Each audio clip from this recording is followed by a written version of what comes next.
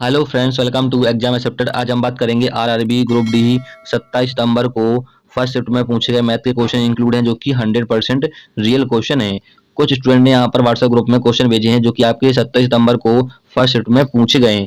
पहला question screen पर लगा हुआ है, जिसने एग्जाम दिया उसको पता होगा। तो चलिए देखते हैं कौन कौन से क्वेश्चन पूछे हैं 27 सितंबर को फर्स्ट शिफ्ट में। और एक बात, यदि आप लोगों को हमसे मैथ पढ़ना है तो मैं 9 अक्टूबर से आपका नया बैच स्टार्ट कर रहा हूँ, जिसकी कोई फीस नहीं होगी, सिर्फ आपको ऑनलाइन इसी चैनल पर मिलेगा परसेंटेज से। ठीक है, 9 अक्टूबर का पहला वीडियो होगा परसेंटेज का, और 3 वीडियो में आपका परसेंटेज क्लियर कर देंगे। कोई भी एग्जाम होगा, चाहे एसएससी का, बैंक का, रेलवे का, पुलिस का, एक भी एग्जाम क्वेश्चन बाहर नहीं होगा परसेंट से। तो चलिए देखते हैं। यदि शांत जल में नाव की गति 12 किलोमीटर प्रति घंटा है और धारा की गति 4 किलोमीटर प्रति घंटा है, तो धारा के प्रतिकूल 40 किलोमीटर की दूरी तय करने में इसे कितना समय लगेगा। तो देखिए यहाँ पर शांत जल में नाव की चाल कितनी है, x बराबर कितना है, 12 किलोमीटर है। 12 किलोमीटर प्रति घंटा स्पीड दे रखी है। फिर यहाँ पर क्या है, धारा की गति, तो धारा की गति बराबर क्या हो जाएगा, y बराबर कितना दे रखा है, 4 किलोमीटर प्रति घंटा। फिर यहाँ पर कह रहा है कि धारा की प्रतिकूल, धारा की प्रतिकूल का है तो आपको दोनों स्पीड घटा देना है। तो x माइनस, ये होता है फॉर्मूला जब धारा के प्रतिकूल का है, तो यहाँ पर हो जाएगा 12 माइनस 4 कितना होगा, 8। तो हमारी स्पीड निकल के कितनी आ गई, 8 किलोमीटर प्रति घंटा स्पीड निकल के आ गई। फिर आपसे कह रहा है दूरी कितनी दे रखी है, डिस्टेंस, डिस्टेंस यहाँ पर दे रखी है 40 किलोमीटर। अब हमें डिस्टेंस पता है, स्पीड पता है, तो हम निकाल सकते हैं टाइम। तो फार्मूला सभी को पता ही होगा, फार्मूला होता है d equal to S T. D यहाँ पर डिस्टेंस, एस यहाँ पर स्पीड, टी यहाँ पर टाइम। डिस्टेंस कितनी है यहाँ पर 40 किलोमीटर दे रखी है, स्पीड कितनी निकल के आई 8 किलोमीटर। टाइम निकाल सकते हैं, यहाँ से काट दोगे तो 5 आ जाएगा, तो टाइम कितना होगा 5 घंटा। 5 हॉवर आपका करेक्ट आंसर हो जाएगा। क्लियर है। अगला क्वेश्चन देखते हैं। मेरी वर्तमान आयु मेरे पुत्र की वर्तमान आयु की 3 गुना है। 5 वर्ष के बाद मेरी आयु मेरे पुत्र की आयु की 2.5 गुना हो जाएगी। मेरी वर्तमान आयु कितनी है, तो आपको पिता की वर्तमान आयु ज्ञात करनी है, यानी मेरी आयु ज्ञात करनी है। तो देखिए मेरी आयु का मतलब यहाँ पे मान लेते हैं फादर, मतलब एफ मान लेते हैं शॉर्टकट में। पुत्र मतलब सन, सन को मान लेते हैं एस शॉर्टकट में। इनकी आयु का अनुपात जो है कितना है, 3 गुना है। तो देखिए पिता 3 गुना होगा पुत्र से, तो यहाँ पर भी वर्तमान आपका अनुपात दे रखा है। ठीक है, फिर यहाँ पर कह रहा है कि 5 वर्ष के बाद, 5 वर्ष के बाद आपका अनुपात कितना है, लिख लेते हैं समझाने के लिए, क्योंकि आपको बहुत शॉर्ट ट्रिक बताने वाला हूँ यहाँ पर कि मेरी आयु 5 वर्ष बाद मेरी आयु पुत्र की आयु 2.5 गुना हो जाएगी। तो देखिए 2.5 गुना मतलब पिता की कितनी होगी, 2.5 गुना होगी पुत्र से। ठीक है, तो यहाँ पर देखिए दशमलव को हटाओगे तो यहाँ पर क्या लग जाएगा, 10 लग जाएगा। 5 से काटोगे 5 25 और 5 दूनी 10, 2 आपका उधर चला जाएगा, तो अनुपात कितना निकलेगा, 5:2 ये निकलेगा। तो यहाँ पर 5 वर्ष के बाद अनुपात क्या होगा, 5:2 होगा। अब यहाँ पर देखिए इनका करिए तिरछक गुणा, तिरछक गुणा, तिरिय गुणा कर दीजिए इस प्रकार से। तो यहाँ पर हो जाएगा 3 दूनी 6 और यहाँ पर माइनस लगाएंगे बीच में और 5। अब यहाँ पर देखिए हमें देखना है अंतर, जो 5 वर्ष का अंतर कह रहा है ना, तो इन दोनों का अंतर देखिए 5 और 2 का कितना है, 3 है, 3 नीचे रखेंगे। हमें वर्तमान का अंतर कभी नहीं देखते हैं, सिर्फ बाद का और पूर्व का अंतर देखते हैं। तो यहाँ पर अंतर कितना, 3। अब यहाँ पर कह रहा है 5 वर्ष बाद, तो 5 वर्ष को रखेंगे इक्वल में, तो यहाँ पर क्या बचेगा 1/3 और इक्वल में क्या है 5 है, 3 का गुणा कर देंगे, यहाँ पर कितना हो जाएगा 15। अब आपसे पूछा है कि मेरी वर्तमान आयु कितनी है। मेरी वर्तमान आयु का मतलब यहाँ पर है जो वर्तमान आयु दे रखी थी फादर और पुत्र की, यहाँ पर दे रखी थी ना, तो यहाँ पर फादर की पूछ रहा है मेरी आयु का मतलब, तो फादर की कितनी है, यहाँ पर 3 यूनिट है। हमारा कितना निकल गया 15, 15 गुणा कर देंगे, यहाँ पर कितना हो जाएगा 45। तो 45 वर्ष आपका करेक्ट आंसर हो जाएगा। ये होती है शॉर्ट ट्रिक। क्लियर हो जाए, क्लियर है। अगला क्वेश्चन देखते हैं। यदि x की power 4 minus 146 x square plus 1 equal to 0 है, तो x क्यूब माइनस एक्स की पावर माइनस का 3 का मान ज्ञात करना है। तो देखिए यहाँ पर लिखा हुआ है x की पावर माइनस के 3, इसको लिख सकते हैं आप लोग x की पावर 3 माइनस के 1/x की पावर q, ये लिख सकते हो, और इसका ही मान आपको क्या करना है, ज्ञात करना है। ठीक है, तो देखिए यहाँ पर दे रखा है आपको x की पावर 4 माइनस के 146 एक्स स्क्वायर प्लस के 1 इक्वल टू 0। शॉर्ट ट्रिक बताऊंगा आपको। देखिए यहाँ पर 146 है, वो वहां पर चला जाएगा, तो यहाँ पर क्या बचेगा x4 प्लस के 1 बराबर, यहाँ पर प्लस का हो जाएगा 146 एक्स स्क्वायर। अब यहाँ पर देखिए हम क्या करेंगे, यहाँ पर एक्स स्क्वायर कॉमन ले लेंगे। एक्स स्क्वायर कॉमन लोगे तो यहाँ पर क्या बचेगा, एक्स की स्क्वायर प्लस 1/x स्क्वायर बचेगा। तो यहाँ पर देखिए बराबर क्या है 1/x स्क्वायर, ये दे रखा है, तो यहाँ से ये कट जाएगा आपका। ठीक है, अब यहाँ पर देखिए एक्स स्क्वायर प्लस के 1/x स्क्वायर बराबर कितना दे रखा है यहाँ पर 146। ठीक है। तो दोनों क्या करेंगे, -2 से यहाँ पे करेंगे और -2 यहाँ करेंगे, क्योंकि दोनों इक्वल कर दिए, कट जाएंगे, कोई यहाँ पर इफेक्ट नहीं पड़ा। तो देखिए यहाँ पर ये बन जाएगा आपका फॉर्मूला, ये वाला क्या बन जाएगा, x माइनस 1/x का होल स्क्वायर बन जाएगा, ठीक है। और यहाँ पर हो जाएगा कितना, 144, ठीक है। अब यहाँ पर देखिए ये रूट है, तो रूट को यहाँ पर स्क्वायर है, हटा दोगे इसको, यहाँ पर रूट हो जाएगा नहीं हो जाएगा। तो यहाँ पर x माइनस 1/x बराबर क्या हो जाएगा, 12 हो जाएगा। अब यहाँ पर देखिए मैं आपको शॉर्ट ट्रिक बताने वाला हूँ जो कि आप कर पाओगे बहुत जल्द। तो देखिए जब आपको गुणज सेम दे रखे हो, जैसे कि यहाँ पर एक्स क्यू है, हमें ज्ञात करना है, और यहाँ भी एक्स क्यू है, ये क्या है, गुणज है। यदि यहाँ पर लिखा होता है, ऐसा लिखा होता है कि 8x³ माइनस के 1/27x³, तो जो मैं फॉर्मूला बताने वाला हूँ वो फॉर्मूला इस पे लागू नहीं होगा, क्योंकि यहाँ पर क्या है, गुणज सेम नहीं है, ठीक है। तो आप वो फॉर्मूला नहीं लगा पाओगे। मैं शॉर्ट ट्रिक बताने वाला हूँ, आप एक लाइन में आंसर दे दोगे, तो ये वाली ट्रिक आपको यहाँ पर लागू नहीं होगी। जब आपको गुणज सेम दे रखे हैं, जैसे x³ यहाँ पर और x³ यहाँ पर है, तब वो फॉर्मूला लगेगा। फॉर्मूला क्या होता है, VQ माइनस के 3V, बस इतना आपको ध्यान रखना है, VQ माइनस 3V। तो यहाँ पर देखिए VQ का मान कितना है, यहाँ पर 12 निकाला हमने, कितना 12, तो यहाँ पर पुट करेंगे तो 12 का Q हो जाएगा माइनस के 3 मल्टीप्लाई 12। अब यहाँ पर 12 का Q कितना होता है, 12 का Q होता है 1728, कितना होता है 1728, और यहाँ पर करोगे 12 36। तो चलिए इसको घटाएंगे तो यहाँ पर 2 बचेगा, और यहाँ पर 9 और यहाँ पर 16, तो 1692 आपका आंसर हो जाएगा, ठीक है। ये होती है शॉर्ट ट्रिक, ठीक है। देखिए यदि आपको सॉल्यूशन थोड़ा जल्दी करना है तो आपको 20 तक Q और 25 तक स्क्वायर याद कर लेना है या प्रैक्टिस कर लेना है, तो आप ऑटोमेटिक याद हो जाएंगे। अगला क्वेश्चन देखते हैं। ठोस लंबवृत्तीय शंकु के आधार की त्रिज्या 21 सेंटीमीटर है और इसकी ऊंचाई 20 सेंटीमीटर है, तो शंकु के कुल पृष्ठीय क्षेत्रफल कितना होगा। तो आपका शंकु का कुल पृष्ठीय क्षेत्रफल ज्ञात करना है। तो देखिए यहाँ पर त्रिज्या दे रखी है हमें कितनी, 21 सेंटीमीटर दे रखी है, और यहाँ पर ऊंचाई जो है, हाइट जो है वो कितनी दे रखी है, 20 सेंटीमीटर दे रखी है। अब आपसे ज्ञात करना है कि यहाँ पर शंकु का कुल पृष्ठीय क्षेत्रफल क्या होता है। शंकु का कुल पृष्ठीय क्षेत्रफल होता है पाई आर, कोष्टक में होता है L प्लस आर, यही तो होता है। अब हमें L का मान पता नहीं है, ठीक है। तो यहाँ पर क्या है, L होता है त्रियक ऊंचाई, तो यहाँ से निकालेंगे त्रियक ऊंचाई, तो L स्क्वायर बराबर क्या होता है, H स्क्वायर प्लस के R स्क्वायर। हमें त्रिज्या मालूम है और ऊंचाई पता है, तो हम निकाल पाएंगे त्रियक ऊंचाई, L निकाल पाएंगे। तो यहाँ पर देखिए H कितना है, 20 है, तो यहाँ पर रखोगे तो यहाँ पर डाइट कर देंगे, 400 हो जाएगा, क्योंकि होल स्क्वायर कर दिया हमने, और यहाँ पर हो जाएगा आपका 441, क्योंकि 21 का होल स्क्वायर कितना होता है 441। यहाँ पर जोड़ोगे क्या हो जाएगा, 1 4 और 8 इक्वल टू कितना है L, तो यहाँ पर स्क्वायर यहाँ पर हो जाएगा 841 जो होता है वो किसका स्क्वायर होता है, ये होता है 29 का। तो यहाँ पर हमने त्रियक ऊंचाई भी निकाल ली, ठीक है। अब आपको ज्ञात करना है शंकु का पृष्ठीय क्षेत्रफल, तो हमने बताया आपको पाई आर एल, तो यहाँ पर यही तो होता है। तो यहाँ पर पाई आर का मान कितना है, 21 है, और यहाँ पर आर का मान एल का मान कितना है, 29 निकला, और फिर आर का मान कितना 21 है, तो ये हो जाएगा कितना 050 हो जाएगा, और मैं यहाँ पर कितना है 21 पाई, ठीक है। पाई का मान हम पुट कर देंगे, तो यहाँ पे 22/7 कर देते हैं डायरेक्ट, तो यहाँ से काटोगे तो ये कटेगा 3 बार में, ठीक है। यहाँ पर गुणा कर दोगे तो 66 गुणित 50, यही तो होगा। तो गुणा, अब इसको गुणा कर लीजिए, मल्टीप्लाई, 0 6 5 30 3 33, तो ये हो जाएगा आपका 3300 करेक्ट आंसर, यही होगा शंकु का कुल पृष्ठीय क्षेत्रफल। अगला क्वेश्चन देखते हैं। एक सेल में प्रत्येक वस्तु पर 15% छूट दी जाती है। बेनिस सेल से 5304 रुपए में एक वस्तु खरीद लेता है और वस्तु का अंकित मूल्य क्या होगा, ठीक है। तो आपको अंकित मूल्य ज्ञात करना है, MRP। तो देखिए यहाँ पर कह रहा है कि 15% की छूट, तो हमने माना MRP अंकित मूल्य 100 है, यहाँ पर कह रहा है 15% की छूट, 15% की छूट होगी तो 100 से घट जाएंगे 15, कितना बचेगा 50 ही बचेगा। तो देखिए नीचे हमने MRP कितना माना था, अंकित मूल्य 100 माना था, ऊपर आपका सेलिंग प्राइस है, ठीक है। अब यहाँ पर कह रहा है कि विनीत सेल से 5304 रुपए में खरीद लेता है। तो देखिए यहाँ पर कह रहा है खरीद लेता है, इसका मतलब ये नहीं 5304 रुपए कॉस्ट प्राइस है, ये कॉस्ट प्राइस नहीं, आपका सेलिंग प्राइस है, क्योंकि एक व्यक्ति बेचता है दूसरा व्यक्ति खरीद लेता है। तो यहाँ पर विनीत ने क्या खरीदा है, और जब दूसरा व्यक्ति उसने बेचा होगा तो आपका ये क्या है, सेलिंग प्राइस है। तो 85 बराबर क्या हो जाएगा, यहाँ पर 85 को थोड़ा काट लेते हैं, तो यहाँ पर काटोगे तो 17/20 बचेगा।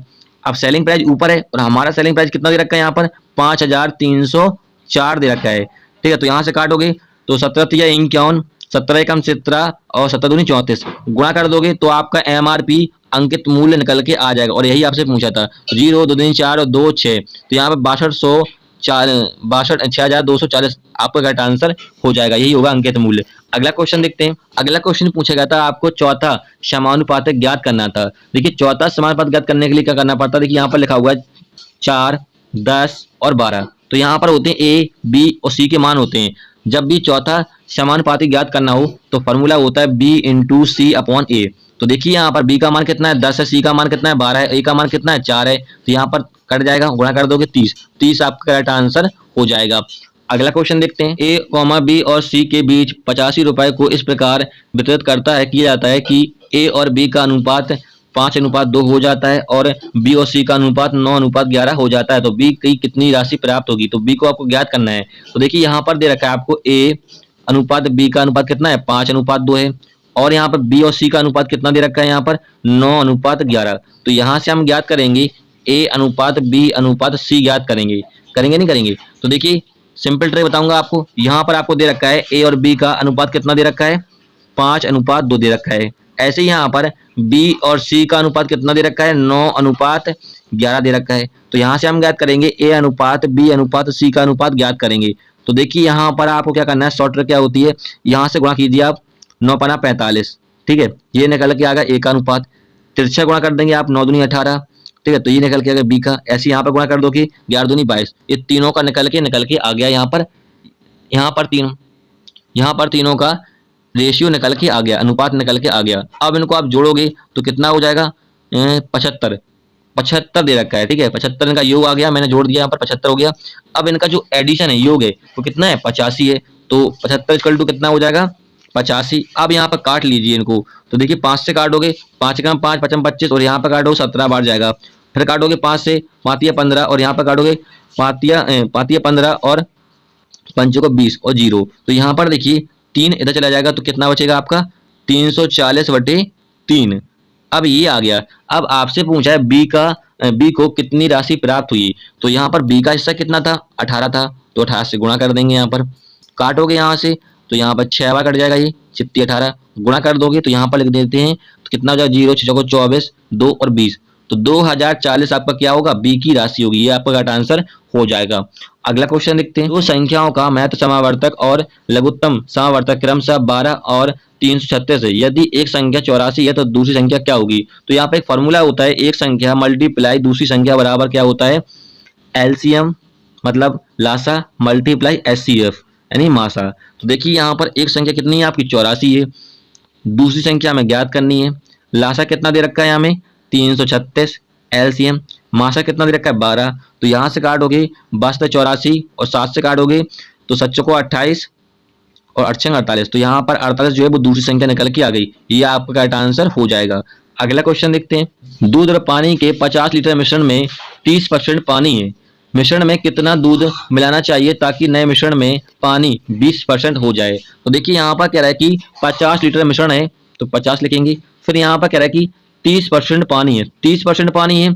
फिर कह रहा है कि इसमें कितना दूध मिलाना चाहिए ताकि नए मिश्रण में 20% पानी हो जाए। अब यहाँ पर देखिए पानी का अनुपात यहाँ भी दे रखा है, पानी का यहाँ भी दे रखा है यहाँ पर, तो इसको इक्वल में रख देंगे, ठीक है। यदि यहाँ पर दूध का अनुपात दे रखा होता तो हम इसको चेंज करते पानी को, ठीक है, दूध में। लेकिन यहाँ पर दोनों का पानी का अनुपात दे रखा है तो 20 को इक्वल में रख देंगे, ठीक है। एक लाइन में आपका आंसर आ जाएगा। तो देखिए यहाँ से यहाँ काट दोगे, 2 से काट दोगे ये 25 गुणा कर दोगे तो कितना हो जाएगा 25 या 75, ये निकल के आ गया 75 लीटर।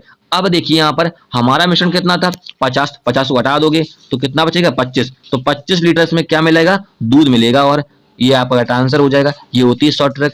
अगला क्वेश्चन देखते हैं। एक व्यक्ति अपनी आय का 10% किराए पर, 20% बच्चों पर और 30% अन्य वस्तुओं पर खर्च करता है। अब उसके पास 9,214 रुपए शेष बचते हैं तो उसकी कुल आय कितनी होगी? आपको इनकम ज्ञात करनी, टोटल इनकम कितनी होगी। तो देखिए यहाँ पर क्या है कि 10% उसने किराए पे खर्च किया, फिर उसने 20% किसमें बच्चों पर खर्च किया और 30% उसने अन्य वस्तुओं पर खर्च कर दिया। टोटल उसने खर्च कितना किया है 60% कर दिया है, ठीक है। तो देखिए कोई चीज अपने में 100% होती है, तब उसने 60% खर्च कर दिया तो बचेगा कितना 40%। और ये दे रखा है आपको कितना 9,214 दे रखा है, ठीक है। तो चलिए यहाँ से परसेंट हटाओगे तो यहाँ पर लग जाएगा 100, ठीक है। 0 से 0 काट दोगे, 2 से काटोगे तो 2 दूनी 4 और 2 पंचे 10।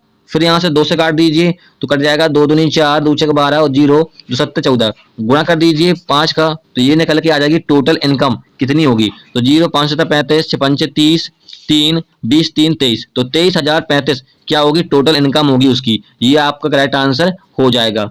अगला क्वेश्चन देखते हैं। यदि 3 वर्ष में एक धनराशि पर चक्रवृद्धि ब्याज और साधारण ब्याज का अंतर 248 रुपए है तो धनराशि ज्ञात कीजिए। यदि दोनों स्थिति में ब्याज की दर कितनी हो 10% है, रेट परसेंट दोनों स्थिति में क्या है 10 ही है आपका। तो देखिए इस क्वेश्चन का सबसे शॉर्ट ट्रिक बताऊंगा यहाँ पर। देखिए फॉर्मूला आपको ध्यान रखना है, D = P R/100 स्क्वायर। मतलब स्क्वायर का मतलब ये क्या है 2 वर्ष का है, लेकिन हमसे ये जो फॉर्मूला लगता है ये 2 वर्ष पे लगता है, लेकिन हमसे पूछा है 3 वर्ष का। तो 3 वर्ष में क्या हो जाता है थोड़ा एक्स्ट्रा हो जाता है, 300 प्लस रेट परसेंट अपॉन 100, ये हो जाता है 3 वर्ष के। यदि 2 वर्ष का क्या था तो इतना फॉर्मूला लगाते हैं। तो चलिए यहाँ से हम डायरेक्ट पुट करेंगे। तो डी क्या है यहाँ पर, डी मतलब यहाँ पर चक्रवृद्धि ब्याज और साधारण ब्याज का अंतर कितना दे रखा है हमें 248 पुट करेंगे। प्रिंसिपल हमें ज्ञात करना है, रेट परसेंट कितना है 10 है और यहाँ पर 100 टाइम स्क्वायर। तो यहाँ पर देखिए आर का मान कितना है 10% है रेट परसेंट, तो जुड़ जाएगा 300 में कितना हो जाएगा 310, डाइट कर दिया यहाँ पर हमने और नीचे 100। अब यहाँ पर देखिए ये तो कट जाएगा यहाँ पर 0 से 0 और यहाँ पर हो जाएगा आपका 248 इक्वल टी और यहाँ पर क्या हो जाएगा 10 का होल स्क्वायर कर दोगे तो यहाँ पर हो जाएगा 1/100, ये हो जाएगा। देखिए यहाँ पर 0 से 0 कट जाएगा और यहाँ पर क्या बचेगा 31/10 बचेगा। अब यहाँ पर देखिए 248 जो है वो 31 से 8 बार पूरा कट रहा है, क्योंकि 8 का मान 8 24 और गुणा कर दोगे यहाँ पर, ठीक है। तो प्रिंसिपल मूलधन कितना निकलेगा 8000, तो यही पूछा था 8000, ये आपका करेक्ट आंसर हो जाएगा। हो गया सिंपल से। अगला क्वेश्चन देखते हैं। ए एक कार के 7/13 को 28 दिनों में कर सकता है, बी की क्षमता ए की क्षमता से दोगुनी है, तो कितने दिनों में बी इस कार को पूरा करेगा। तो देखिए यहाँ पर कह रहा है ए जो है वो 7/13 कितने दिन में कर रहा है 28 दिन में कर रहा है, तो 28 को रख देंगे इक्वल में। तो यहाँ पर देखिए काटिए इसको तो 4 बार कट जाएगा, क्योंकि 7 को 28, 13 गुणा कर देंगे तो ए जो है कितने आ रहा है 52, ए जो है 52 दिन में करेगा। यहाँ पर कितना निकला 52 निकला, तो ए जो है वो 52 दिन में करेगा। बी के कह रहा है कि बी की क्षमता ए की क्षमता से दोगुनी है, तो यहाँ पर देखिए ए और बी की क्षमता दे रखी है, कह रहा है कि ए से दोगुनी क्षमता है किसकी बी की, तो यहाँ पर ए को मानते हैं 1 और बी की हो जाएगी दोगुनी मतलब 2 हो जाएगी। अब यहाँ पर इफिशियंसी भी दे रखी, क्षमता भी दे रखी है कितने 1:2, तो यहाँ पर देखिए क्षमता कितनी दे रखी है ए की 1 हैगी और बी की कितनी है 2 है। यहाँ पर ये क्या है क्षमता है इफिशियंसी, ठीक है। अब हम निकालेंगे टोटल वर्क, काम कितना है, तो टोटल वर्क कैसे निकालते हैं। तो यहाँ पर देखिए ए जो है वो 52 दिन में कर रहा है, ए का एफिशिएंसी कितनी है 1 है, मल्टीप्लाई कर देंगे गुणा कर देंगे कितना हो जाएगा 52, ये निकल के आ गया टोटल वर्क, काम कितना है, ठीक है। फिर आपसे पूछा है कि बी इस कार को पूरा करेगा कितने दिनों में पूरा करेगा। तो देखिए बी का एफिशिएंसी कितनी है 2 यूनिट है, काम कितना है 52 है, तो 52 में भाग देंगे 2 का कितने बार जाएगा 26 बार, तो 26 दिनों में करेगा बी, ये आपका करेक्ट आंसर हो जाएगा, यही पूछा था। अगला क्वेश्चन देखते हैं। यदि 19% और 20% और 21% की 3 किरणें छूट दी जाती है तो एक निब्बल छूट होगी, तो आपको ज्ञात करना है एक एकल छूट ज्ञात करनी है। तो सिंपल क्वेश्चन है, इस क्वेश्चन का आंसर सभी लोग कमेंट में दें क्या होगा इसका आंसर। अगला क्वेश्चन देखते हैं। 45 किलोमीटर प्रति घंटा और 53 किलोमीटर प्रति घंटा की गति से 2 ट्रेन समांतर पटरी पर एक दूसरे की विपरीत दिशा में चल रही हैं, जो एक दूसरे को 9 सेकंड में पार करती हैं। यदि एक ट्रेन की लंबाई 130 मीटर है तो दूसरी ट्रेन की लंबाई कितनी होगी। तो देखिए यहाँ पर कह रहा है दोनों ट्रेन की स्पीड दे रखी है कितनी है 43 और 53, और यहाँ पर कह रहा है विपरीत दिशा में चल रही हैं। जब भी विपरीत दिशा की बात करें कि दोनों ट्रेन चल रही हैं तो उनकी स्पीड क्या हो जाती है जुड़ जाती है, तो यहाँ पर दोनों ट्रेन की स्पीड क्या जुड़ जाएगी, तो यहाँ पर 43 प्लस 53 है तो ये कितना हो जाएगा 96। अब हमारी टोटल स्पीड जो है वो 96 किलोमीटर प्रति घंटा निकल के आ गई। फिर यहाँ पर कह रहा है एक दूसरे को 9 सेकंड में पार करती है, तो टाइम कितना है 9 सेकंड का है यहाँ पर। तो चलिए फॉर्मूला क्या होता है, फॉर्मूला होता है D = ST, यही तो होता है फॉर्मूला। तो देखिए D यहाँ पर डिस्टेंस है, S यहाँ पर स्पीड, T यहाँ पर टाइम है। तो देखिए हम डिस्टेंस ज्ञात कर लेंगे यहाँ से, तो स्पीड कितनी है 96 किलोमीटर प्रति घंटा। अब देखिए यहाँ पर स्पीड जो है वो किलोमीटर प्रति घंटा में दे रखी है और टाइम जो है वो सेकंड में दे रखा है यहाँ पर, तो हम इसको चेंज करेंगे मीटर प्रति सेकंड में चेंज करेंगे स्पीड को। तो चेंज करने के लिए क्या करना पड़ता है, हम करते हैं 5/18 से गुणा करते हैं, जब मीटर प्रति सेकंड में गुणा करना होता है, स्पीड चेंज करनी होती है। तो टाइम कितना है यहाँ पर 9 सेकंड का है। काटोगे तो यहाँ से देखिए 9 दूनी 18 और यहाँ से काटोगे तो ये 2 चौको 8 और 48 बार कट जाएगा, ठीक है। और गुणा कर दोगे 48 में तो यहाँ पर डिस्टेंस कितनी निकलेगी 240, ठीक है। ये निकल के आ गई आपकी डिस्टेंस, ठीक है। अब आपसे कह रहा है कि एक ट्रेन की लंबाई कितनी है 130 है दूसरी ट्रेन की लंबाई ज्ञात कीजिए। देखिए जब आपकी दो ट्रेन दे रखी होती हैं और विपरीत दिशा में चलती हैं तो उनकी दूरी भी क्या होती है, ऐड होती है। तो हमें दूरी कितनी है, 240 है, तो हमें दूसरी ट्रेन की लंबाई ज्ञात करनी है। तो 240 में क्या कर देंगे, माइनस कर देंगे 130, क्योंकि आपको एक ट्रेन की लंबाई दे रखी है, तो यहाँ से घटाओगे तो कितना बचेगा, 110। 110 होगी करेक्ट आंसर दूसरे ट्रेन की लंबाई, ये आपका करेक्ट आंसर हो जाएगा। अगला क्वेश्चन देखते हैं। एक निश्चित धनराशि 13% वार्षिक दर पर 5 वर्षों में 6,600 रुपए हो जाती है, तो उसी राशि पर 12.5% वार्षिक ब्याज की दर पर 2 वर्षों में चक्रवृद्धि ब्याज कितना होगा, जहां पर ब्याज वार्षिक रूप से संयोजित है। तो देखिए आपको इस क्वेश्चन का सबसे सिंपल ट्रिक बताऊंगा। आपको एक फॉर्मूला ध्यान रखना है, एज इक्वल टू ए यहाँ पर अमाउंट है, पी यहाँ पर प्रिंसिपल, 100 प्लस के रेट परसेंट मल्टीप्लाई टाइम। हम डायरेक्ट भी कर सकते हैं लेकिन आपको समझाना है इसलिए, ठीक है। तो देखिए यहाँ पर आपको अमाउंट दे रखा है कितना, 6,600 रुपए हो जाती है, तो यहाँ से ज्ञात करेंगे प्रिंसिपल। तो यहाँ पर देखिए 100, रेट परसेंट कितना है 13, टाइम कितना है यहाँ पर 5, क्योंकि हम इसका ज्ञात करना है पहले। तो देखिए नीचे आपका 100, तो यहाँ पर हो जाएगा 65 और 165, तो यहाँ पर हो जाएगा 6,000 टी मल्टीप्लाई 165/100। ये मैं डायरेक्ट कर सकता था लेकिन आपको समझाना था। तो देखिए यहाँ से काटोगे 11 छकी 66 और यहाँ पर 11 कम 11 और 11 पन्ना 55, 15 चको 60, तो यहाँ पर 40 गुणा कर दोगे 100 का, तो प्रिंसिपल निकल के कितना आ जाएगा, आपका मूलधन 4,000 निकल के आ जाएगा। अब मूलधन 4,000 निकल के आ गया तो आप निकाल सकते हो चक्रवृद्धि ब्याज कितना होगा। तो देखिए हम आपको यहाँ से डायरेक्ट बताएंगे, 4,000 पर 2 वर्षों के लिए कह रहे हैं, 2 वर्षों के लिए, तो वहां पर 1 वर्ष का और यहाँ पर दूसरे वर्ष का, ठीक है, डायरेक्ट बताएंगे यहाँ पर। तो देखिए यहाँ पर कह रहे 12%, 12%, 12.5% क्या लिख सकते हो आप लोग, 12.5% को लिख सकते हो। इस प्रकार से लिखोगे तो यहाँ पर जो दशमलव हटाओगे तो यहाँ पर कट जाएगा, तो 1/8 क्या निकला, 1/8 निकला। तो देखिए पहले साल पर हम 1/8 निकालेंगे 4,000 का, तो कितना निकलेगा, 500 निकलेगा, ठीक है। ऐसे ही हम दूसरे साल पर निकालेंगे 1/8, ठीक है, 4,000 का, ठीक है, 4,000 जो है मूलधन है आपका, तो यहाँ पर निकालो कितना, फिर से 500 निकलेगा। अब पहले साल पर फिर से एक बार हम 1/8 फिर से निकालेंगे, तो यहाँ पर निकलेगा 8 48, 2 8 दूनी 16 और यहाँ पर 4 8 45, ये निकल के आ गया क्या। अब यहाँ पर देखिए ये दो मिलकर क्या बनता है आपका, 50 और 50, सॉरी 500 500, ये मिलकर बनता है आपका साधारण सिंपल इंटरेस्ट, साधारण ब्याज, ठीक है। यहाँ पर 1,000 है, ठीक है। यदि और यहाँ पर जो यहाँ पर 62 और यहाँ पर जो 62.5 है, ये क्या है, चक्रवृद्धि ब्याज और साधारण ब्याज का अंतर कितना है, 62.5 है, ठीक है। अब इनको तीनों को मिला दोगे, यदि आप किस किस को, सिंपल इंटरेस्ट और इन तीनों को मिला दोगे तो क्या बन जाता है आपका चक्रवृद्धि ब्याज, और यही हमसे पूछा था। तो कितना हो जाएगा, यहाँ पर हो जाएगा 1,062.5, यही तो हो जाएगा, क्योंकि जोड़ दीजिए 500 500 62.5, ये हो जाएगा, यही आपका करेक्ट आंसर हो जाएगा। थोड़ी टफ था क्वेश्चन, मतलब थोड़े देखिए कैलकुलेटिव था क्वेश्चन लेकिन सिंपल था क्वेश्चन, ठीक है, ये आपका करेक्ट आंसर हो जाएगा। देखिए फ्रेंड्स,